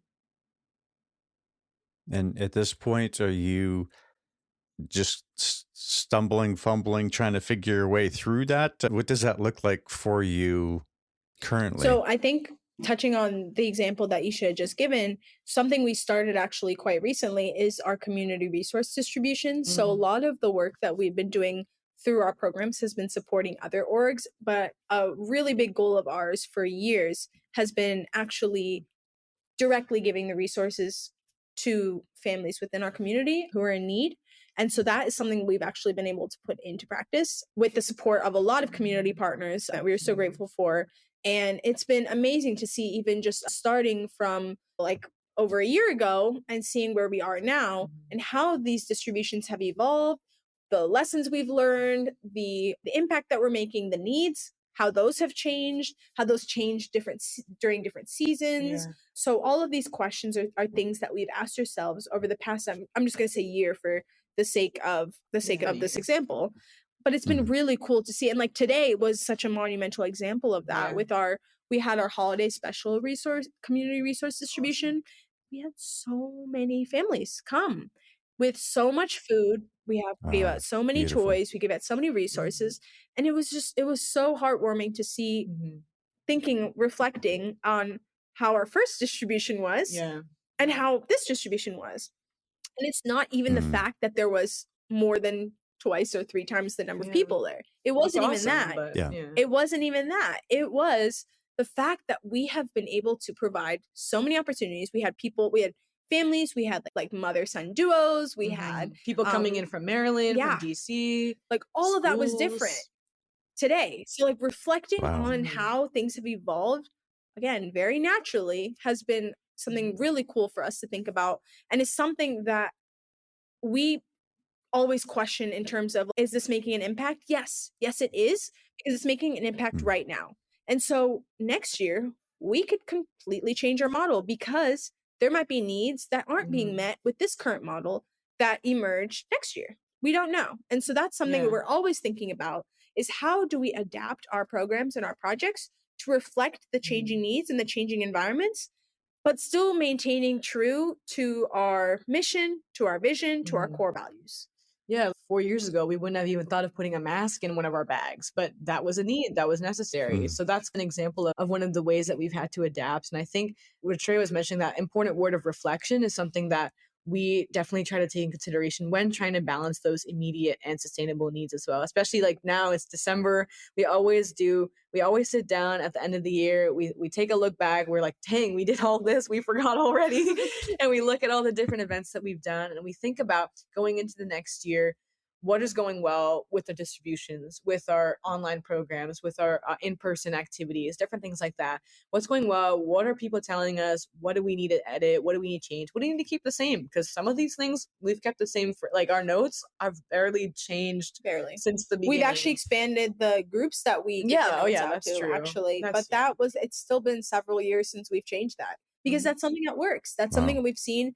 People, it's not something that's rigid. While we do have templates, people are very creative with the way that they approach the notes of kindness. And I think that's that's why we call it a fan favorite project, because it's something that people can take. It's a standardized project that's cost effective, that's very simple, that anyone can do, and anyone can personalize it. And so it's like the super project in a way. And it's something that is incorporated into all of our projects as well. So it's a common thread. Gotcha. And it is like kismet, because that's the literal definition, or the mission of our organization, is make the world better through kindness. So having like notes of encouragement or kindness notes being the common thread, it just makes sense. And so that has been a really beautiful thing, as Isha mentioned, that stayed consistent. But we change, we evolve, just as we do as people. Every year. And I think that's the most important question that we always ask ourselves, is like, what are we doing good? What are we doing that could maybe need some little more improvement? And how do we ensure that we're still helping and staying true to that mission? Now, as you get to the end year and you're doing some of that evaluation, the question to me comes up is, you are doing a lot in a lot of different places. What does it look like for you to say no? What is your calculus or your process for coming up and saying, nope, can't get there on this one? How do you do that? That's a great question. It's a really good question. We pretty rarely say no. If we really think about it, we really rarely say no, unless it I feel like we typically only say no if there's something that doesn't really align with what we stand for as an organization, if that makes sense. If somebody maybe reaches out and they don't have maybe the same idea, I can't think of an exact example on the top of my head, but it's maybe more of just like, it doesn't fit, or it could be better suited with somebody else, maybe. But and in that case, we don't say no. We say, we can't do it at the moment, but here's a resource or here's a path that you can pursue that might help you and might be better suited for you. And that's something we've actually learned as being like mentors for others through our roles in different organizations. We've actually gotten to be mentors for other budding change makers. And so seeing young people navigate the same challenges and barriers that we did, we come across a lot of these similar situations. And so being able to, if we can't provide support in our capacity at the moment, because we're still young people too, then we're just full-time students. And so figuring out ways to redirect and not just outright say, we can't help you, because you can always help someone. You can always help someone. It just looks different for different people. And so that's something that we have seen as well. And I think when you look at NEST4US as a whole, and then I'm going to tie back in the SDGs as well, because I think that's something, again, that's very important when you're looking from a time perspective. How can you balance the breadth, so like how many issues, and then the depth of impact within NEST4US? And this is important, especially with 5 programs, how do you keep those aligned with the UN SDGs without overstretching our bandwidths as individuals and our volunteers, of course, or settling with just limited surface level engagement? We don't want to just start something and scratch the surface and say, okay, that problem is solved. That's not how it works. Because if you're going to do something, you got to be meaningful about it. You got to be genuine. You got to be committed. That's the word. You got to be intentional with it. And so that is something that we are always, I would say that's the question we're thinking about right now, always.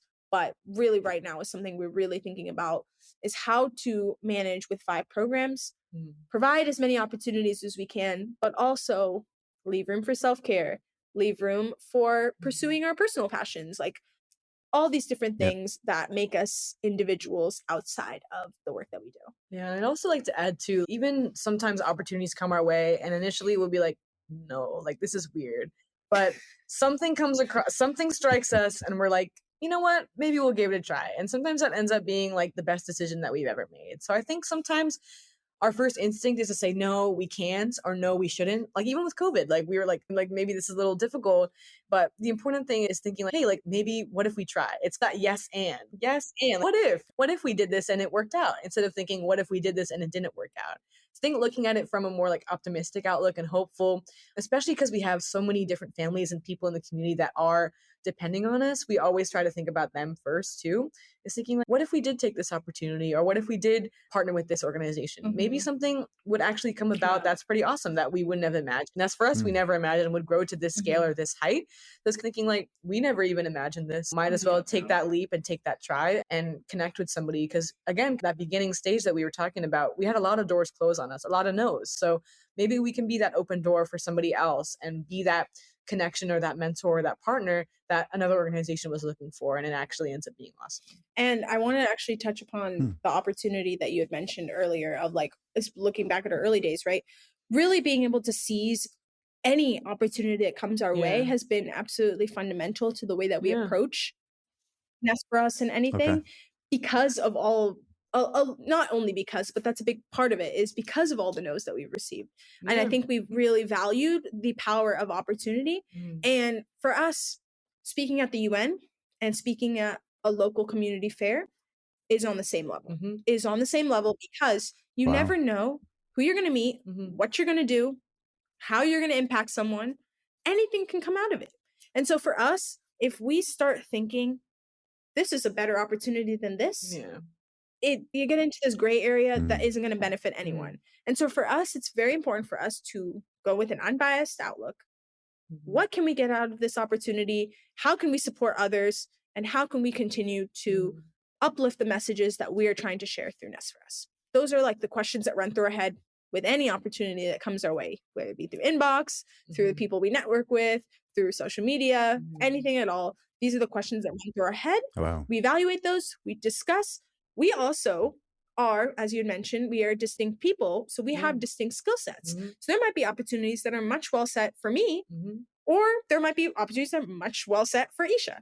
So I think it really depends on reflecting on those and reflecting on the skill sets and the experiences and the future opportunities that would be most beneficial for either one of us. Yeah, so it's no, maybe maybe it's no for Shreya, but yes for me. So we try not to say like a hard no ever. I don't think we've ever said a hard no, but always try to think about ways that we can still support and still help, or direct or shift that response to make it more positive or open up maybe other doors rather than just having that hard no, because we really try to be open-minded and as inclusive as possible with NEST4US. Gotcha. Even in the discussion here, it's been fun with you both, because certainly Isha, as the COO, I would say that's probably the right role for you, just in your answers, in how you'll drive into the metrics so quickly and the execution on things. And Shreya, in how you're communicating. And so, not that you two won't, you're locked into these roles for forever, right? It's not saying that, but it's like certainly the skill sets that you bring to the table seem very complementary. It is. That's the beauty of working as a sister team as well. Of course, there are disagreements. We're still sisters. And there is an age difference. I am 3 years older. And so we have that difference as well. we're pursuing kind of Actually, they're kind of similar, similar. but different academic Mm-hmm. Yeah, pathways. I'm public policy and Yep. she's global health. So she's more a little, what's the word, Health. concentrated Yeah. maybe on one specific thing, and I'm more of Okay. like a broad Mhm. area. But it's actually been so cool to see, because we actually, people think they're like, oh, they're so similar, they're sisters, but we're actually very different in the way that we approach things and the way that we go about projects. And we've also been able to, like, where Shreya may be weaker, I can be stronger, and where I'm weaker, Shreya can be Mm-hmm. stronger too. Like you're mentioning, like things about like communication. Like Absolutely. I'm an introvert. I do like to speak and I like to connect with people, which is an interesting like paradox. But Shreya is really good at connecting with people and talking, giving these big speeches. And I'd much rather be like on the computer, like making the social media posts and different things like that, because that's what I like to do. So it's been cool to also reverse roles. Like sometimes I have to speak at events. Like when we do different our community give back events, we're always talking and telling people this is the project, blah blah blah, introducing NEST4US and things like that. And we've had to do it for 8 years. So even something that may Right. have been a weakness for us at the start, we've been able to develop those skills and learn through trial and error. And eventually those things like public speaking, which I was initially really scared about, is something that I like doing now. And I've been able to step into that role. And I know for Shreya, things like content creation, like she loves Canva. Before, like I used to always be the one doing like the slideshows and the videos, and now she loves doing it because she's been able to learn and grow as we've been able to have more opportunities. So it's also cool, like we come in with our skill sets, but we're also like learning from each other at the same time. And developing Nice. these shared skill sets too, where like maybe if she can't do it, I can do it, or if I can't do it, she can do it, and it's really cool to be able to balance each other out. We also learn from our volunteers. Oh and yeah. Also the people we serve. So for example, translations. So when we work with different populations who speak different languages and we want to cater to those. And so for example, we work for our community resource distribution flyers. We're creating a flyer in Arabic. We don't know a single word in Arabic. So for us, there were definitely probably spelling or grammar errors, and that we didn't feel like was fair to that community at all. So we actually reached out to those who spoke Arabic. We first just asked, does anyone speak Arabic within the groups that we connect with? And we got responses from people, both our volunteers as well as the people who are actually receiving the resources. And they were willing to lend that helping hand and helping us translate this information in a way that is comprehensible by those who speak Arabic. And so that was a really cool way for us to see how even just asking, you never know. You often feel like you can't ask certain people for help for certain things. That's not the case. You never know who can provide support in what way. And so that has been a really cool way for us to have this other layer of connection and ensure that we are remaining culturally competent at the same time. Yeah, and I think that kind of goes back to with what we were talking about with assumptions too, and an assumption of who a volunteer can be. A lot of people think, oh, like they're receiving the resources or the services, they can't possibly volunteer. But a lot of times we'll be handing out food and then the parents or the kids will come up and ask, hey, how can I help? And how can I help volunteer? And we're never going to say no, of course. So it's really cool and eye-opening to see, oh yeah, like we have a preconceived notion of what a volunteer can be and who's on the receiving end, who's the donor, and all these different things.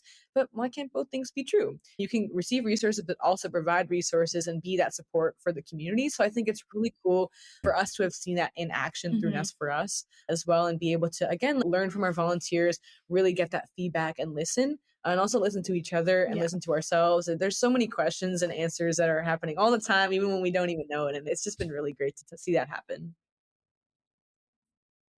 What do you think is often misunderstood about those in need? Ooh, it's a good question. I think one of the biggest things is that they are just looking for resources and for food and for education and all these different types of support, which is true.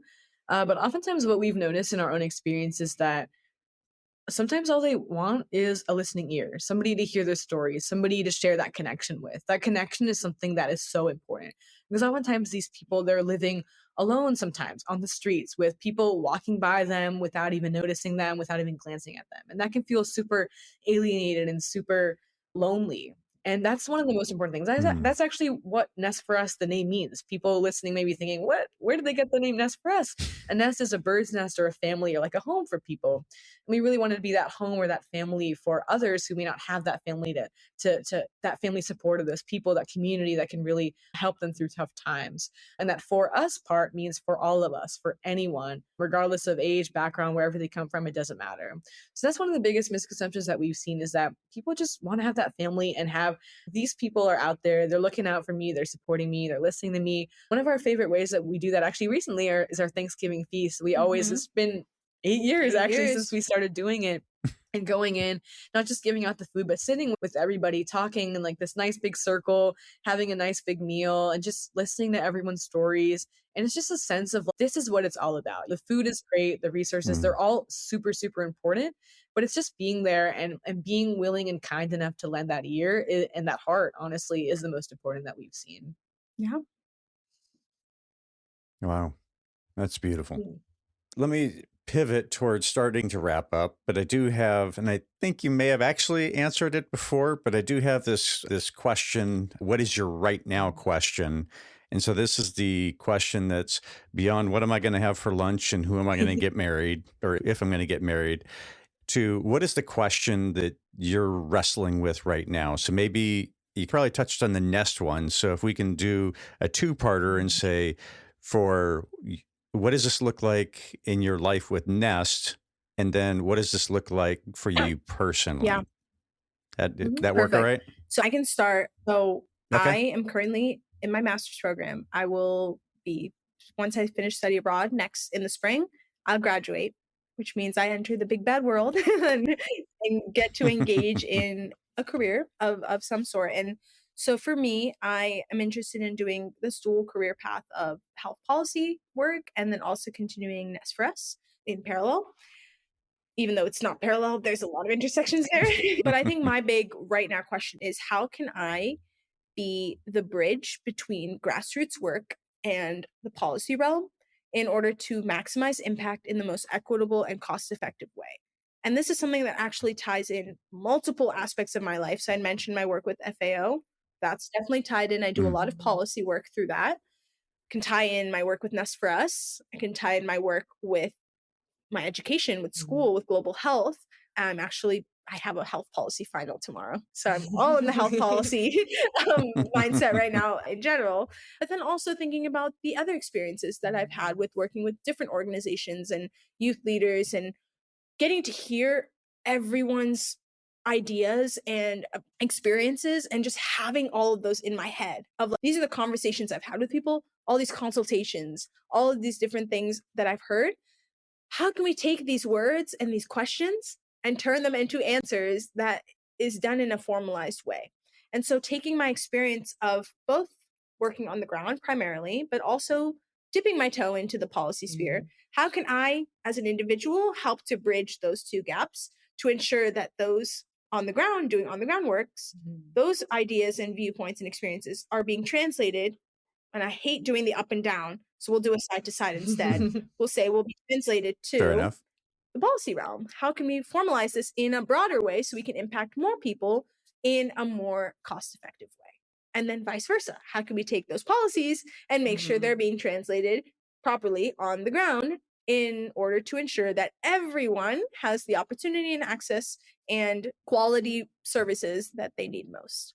So that's me. That one. I was just going to say, what do I want for dinner? But Yeah, I got you. I actually have a similar thing as well to that, to her question, is because I'm a public policy major too. So I think that's one thing that we're looking at from Nest4US and personal is we do a lot of grassroots work, but like, how do we take it that one step further to policy? Because I think that's really cool and would be a unique experience to have as we look into the future. But I would also say another right now, every year I think is full of transitions, new opportunities come up, new things come up as well. And like Shreya mentioned earlier, she's going to Tanzania for 5 months. So that's definitely a big right now question is, what is that transition going to look like? Even the transition for me when I was going to Georgia, it's pretty far away, 2-hour plane, going to a different school that's not in the area, as Georgetown is really close to our homes, really easy to come and do the in-person projects that we always do. So that was one of our first transitions, thinking about how do we still manage the work and split it up and work in these different areas as well. I think another thing is just continuing to engage my community as well in Georgia Tech and college campus as well, seeing how we can bring that magic of NEST4US to campus and is again another question. And again, just thinking about all these different transitions as we look into the new year, what's going to be different, what's changing. That's the right now question. We always like to open up our calendar at this time and look and see what are the different projects we do. Something fun that we do is we do like themed projects too. We have like Mother's Day, Father's Day, Halloween, Christmas. Okay. So again, trying to make it Nice. fun. We had our little Santa hats on this morning. So I think like right now is just thinking about what is our next year going to look ahead? Are there going to be new projects that we're thinking about implementing, old projects that we want to boost up? And again, that thinking about Shreya's situation, how do we balance and how are we going to manage with that as well, I think are some of the main questions. And then, of course, what's for dinner? Wow. Let's see. We didn't touch on this, but I figure I ought to ask. This is more of an answer thing. What has earning black belts taught you? Yes. Oh, you see it back here. Yes. It's taught us a lot. So Yeah. we're actually third degree black belts and assistant instructors. So we actually get to teach students, which is very cool. And I think it's more than fighting people. You learn, the first thing you learn is martial arts is only for self-defense. It's taught a lot of discipline. It's created community. It has Our oldest friends. Yeah. And it's taught us so much about what it means to be a leader and a true leader who leads by example, who is making sure who knows that there are people who are watching you, who are looking up to you. So how can you, it's actually one of our earliest leadership roles, I would say, is I got my first degree black belt at 7. Me Both too, of us, 7 years old. Wow. Being at that front of the room when you have people that are much older than you and you're tasked to teach them basic moves. And so those were like the first instances where we actually learned, oh, this is what being a leader is. And we were given the opportunity by our instructors to be able to be leaders, to be able to showcase our skills, but then also learn from those by teaching. And another skill we've learned by being teachers is when you teach something to people, you actually tend to learn it or remember it and reinforce it further. And so that's something we've taken Absolutely. into the work that we do naturally. And it's something that has been cultivated for years, even before NEST4US, as something like when you teach people, you learn a lot and you're also teaching others, of course, and they're learning a lot at the same time. And so that reciprocity, I think, has been something that is carried on in a lot of different forms over the years. And I like that you bring that up too, is I think sometimes people forget, they think, oh, like these are the NEST4US ladies, but we actually do a lot of things outside of NEST4US too. We love spending time with our family. After this, we're probably going to play cards too, and I might lose. I don't know. I think she won yesterday, so she might win again. But it's like we're still like, we have a lot of different passions. I think that was the main thing that maybe we didn't touch on as much in today's conversation, but is a huge driving force with why we do what we do. And we could have gone to college and left NEST4US. Okay, woohoo, it's over. But for us, we're really passionate about making a difference and continuing what we started since we were in elementary, middle school. And I think going along with that is like sports, our friends, our schools, all these different communities that we've been able to be a part of have taught us so much about the importance of community and about passion and about if you really love something and you're dedicated to it, then there literally can be nothing stopping you from putting that 100% effort, putting that dedication and achieving all the different goals that you have for yourself, for your community, for your team, everything like that. So I think sports obviously teaches you a lot of that. A lot of those different mentalities, but also spending time with family and friends and being intentional and those kind of things too is really important too. And being able to pour as much as yourself in as much as you can. And also, again, take time for yourself, self-care. I think that's another important thing that you mentioned about saying no. And I think a big part of for us is the way that we're able to help people is by taking that time to listen to ourselves and listen to what we need.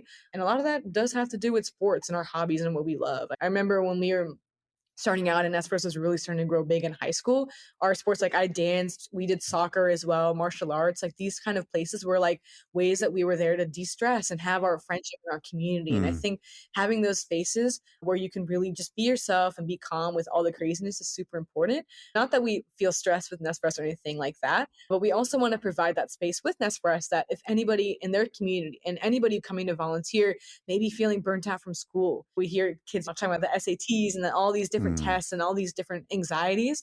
But when they come to NEST4US, they don't have to think about that for those 2 hours or those 3 hours they come and volunteer with us.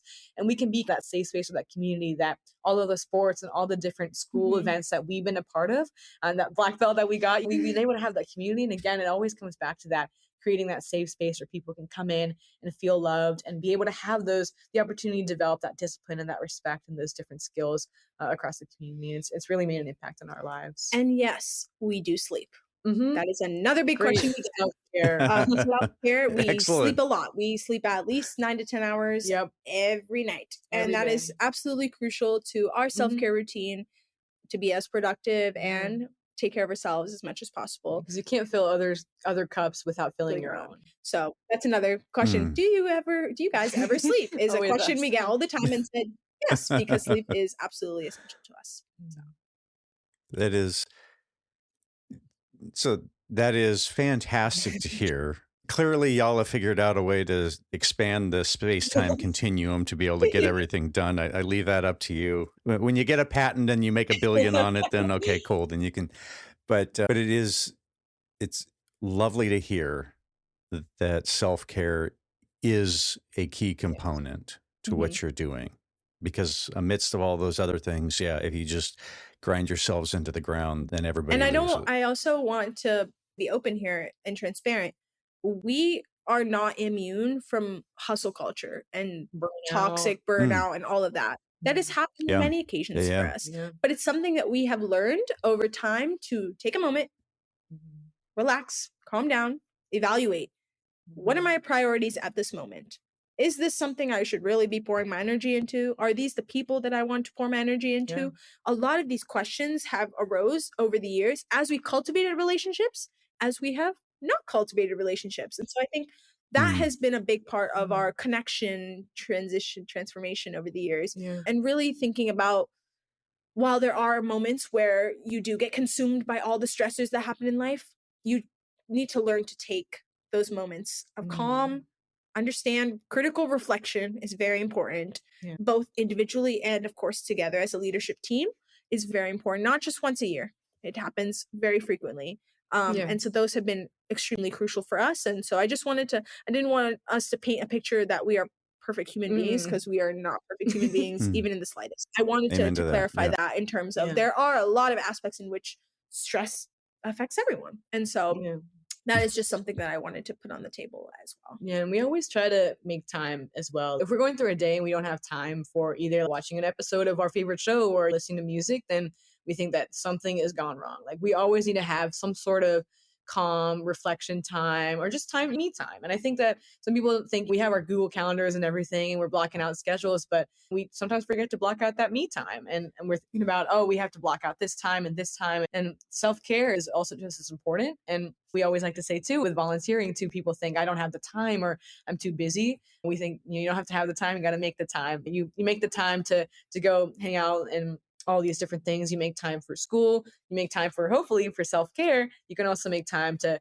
help those in need, and you give a little bit of your time for that too. So I think this element of time is something that we think about a lot. And it's something, again, like we mentioned, that passion and that consistency, we try our best to just put as much as we can into what we do. And if we burn out or something happens, we always try to have those moments of reflection and those me time. And even before that, we still have those moments of reflection and me time too, especially at this time of year. New Year's is actually my favorite holiday because I love to look back and reflect and what's going on and everything like that. And we journal, we have our sports, go to the gym. There's so many different ways that you can really, and again, have conversations with each other, with our volunteers, with our family, and really be able to understand and learn. Because sometimes we get so caught up in our head or caught up in the numbers and caught up in the sauce that we got to sometimes have that rein in on reality and rein in on what's important. So it's always nice to have those reminders. Thank you for having that piece of the conversation, as we covered a lot of ground. We covered a lot of ground today. And so there's almost, it wasn't brutal, but there was an intensity in the conversation with how it was going. And in that, I would submit that piece right there just gave it relief, because as you shared, you're human. You like your sports, you like your music, you like your shows. Yeah, you're fully human, right? This is who you are. And so I appreciate you bringing that Thank you. aspect And I of think things. sometimes when people look at us, they may think, oh, these two sisters, they've accomplished so many things. They do it all. They're superhuman. How can we be like that? There's no way that we can do that. And that biggest thing for Yep. us is we don't want to be somebody to compare yourself to or anything like that. We want to be an inspiration, or hopefully it's thinking like, especially young kids out there thinking, hey, if they can do it, so can I. So that's the important thing too, is like, we want to make sure that we can show people it is possible and that we're still human at the same time, and that anybody can do work like this and help those in need and just take that first step and to really try to do something good for the community, involve as many people as possible, really get that community aspect involved, and then anything is really possible. 4 things that we always say. If you got passion, consistency, hard work, and I'm forgetting the other way. Passion, consistency, hard work, and Heart. Heart is a good one. Vision. That's what it is. Okay. Wait a second. So There we go. Vision. Yes. Passion, consistency, hard work, vision. Those are the 4 things that we say. If you have these things, anything is possible. Because you're able to take what's in your heart, what is in your physical drive, what is in your mental capacity, and what you envision as a future, right? If you're not able to see an idea, doesn't have to be fully crafted out, but you can't see past the right now, even a little bit, then you should probably reevaluate, because it's really important to think optimistically, as Isha had mentioned, about the future and see, how can I take this forth in a way that works for me, that works for the community, and that benefits the greatest amount of people. Beautiful. Beautiful. That is a great spot to end on for that. So my question to you is, are there any other aspects of questions or the talking about questions that we didn't actually cover down on? I think something that we've seen a lot as people have come interacted with us in organization is, what can we do today to make the world better in the future? Or what is that one action or those actions that we can take to actually make a difference in the world? And I think sometimes people have these misconceptions of it has to be this big, grandiose action. You have to start your nonprofit. You got to do this big action. We did that and it worked out, but that doesn't mean that everybody has to. And we like to think about this question that really we like to revisit a lot is, what if all 8 billion of us in the world did one kind act every single day? Just think about it. I think the world would be a much brighter, a much better, a more kinder place for all of us to live in. So I think just thinking about this power of people and this power of community, and even when you think, oh, I'm just helping this one person, it's like, what if everybody in the world helped just that one person? That's helping everyone technically. Yeah. So we think about service and social impact and this shifted mindset, I think, is something that this question is we carry that with us a lot, and thinking, sometimes we can think, oh, wait, maybe we're not making a difference, or maybe we need to be doing more. But it's also like those moments that you go back to, those notes, those big sack of notes, that we're helping that person. We're continuing to help that person. And I think that idea and cultivating that idea for people all across the world, especially young people, is so crucial to what we do, and the idea that we carry with us since the beginning and all the way up until now as well. And I think another question that we carry with us is, how do we encourage others to ask better questions themselves? And better is an odd word, but really just asking questions, right? We don't want our volunteers, the people we serve, to just come at us and go, yep, that works, that works, that works. That doesn't help anyone. The whole point is to grow. Questions open opportunities for growth. And so the question that bounces off of that is like, how do we encourage each other to then take action after asking themselves these questions? And a lot of the times, these questions don't have answers. But by asking questions, you open doors and open opportunities to exploring possible pathways towards an answer. And so while you can't answer, if you're asked a question and you can't answer it right away, doesn't mean there's no answer. It just means that there's just a longer path until you get to that answer, or more questions until you get to that answer. I'm loving that. That's just something that we carry with us, and that we try to encourage our volunteers and our community to really think about as they embark on the journey. I will say one of our favorite questions that we get with NEST4US is, how do I get involved? That's like the most important question that we definitely have to bring up today, is you're hearing all of this, you're hearing about the work that we do, and how do we get involved? And the biggest thing and the easiest way, again, the power of technology comes through yet again, is our website. It's www.nest4us.org. We're also on every social media you can possibly think of. And we talked a lot about the work that we've done. We have our tutoring program, and we have Nest Inspires and our birthdays in a box. But the best thing I think is really just seeing it, seeing our pictures, our videos of us in action, seeing the work that we're doing, coming out and volunteering at one of our events. Everything is listed on our website. It's really easy to sign up. There's a way for anybody to get involved, whether it's donating money, donating those resources, donating their time. That's what we love the most, and donating your heart to support NEST4US and really get involved and join us in our mission. Beautiful. Shreya and Isha, thank you for sharing with the Curated Questions community how questions have been a part of your journey to impact the global community through volunteerism, service, and kindness. Indeed, you are both points of light. Thank you so much for you. having us. Absolutely. And to those on the other side of the speakers, thank you for being here. Shreya and Isha provided a genuine example of how changing the world starts with intent and your neighbor. The call to action is not necessarily starting a global nonprofit, but rather extending kindness and compassion to those around you and looking for ways to fill the needs and plug into existing channels to make a difference. This episode is being released in the thick of the holiday season at the end of the year. As you look to the new year, consider what volunteerism will look like for you and how you can make a difference in the lives of others. Remember to be a light to yourself and those around you. Gratitude shout out to Beauty Pill for the show's music and producer Ben Ford for the technical help. This episode was recorded on Piscataway land. Please engage with this episode in some manner. Download, follow, save, share, or comment about something that resonated. This action ensures that we are engaging the questioning community. Until next time, keep questioning.